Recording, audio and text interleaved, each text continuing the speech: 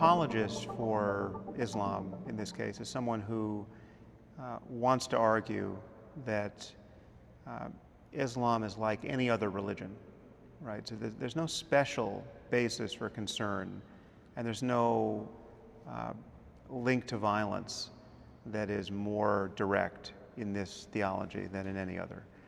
And so any specific focus on Islam as being problematic in this century or any other is born of either not understanding the religion, or it's born of some other animus, either toward Arabs or people from the Middle East or dark-skinned people, so it's an expression of racism or xenophobia, and is therefore obviously illegitimate. And so a Muslim apologist is someone who wants to make that case and immunize Islam from any sort of special criticism or special fear. And the term of jargon now used by apologists is to cry Islamophobia in this case.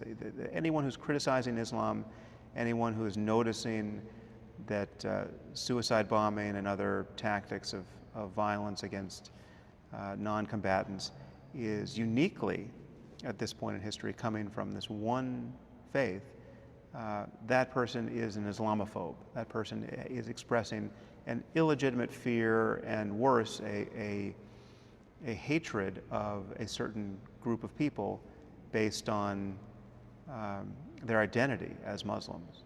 A Muslim apologist would have followed Majid's point here in saying that his radicalization was the result of totally understandable terrestrial grievances. This is a person who had suffered racism.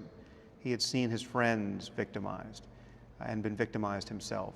He had received undue attention from the police based on the fact that he had brown skin. And he had witnessed overseas the callousness with which the West treated the deaths of Muslims.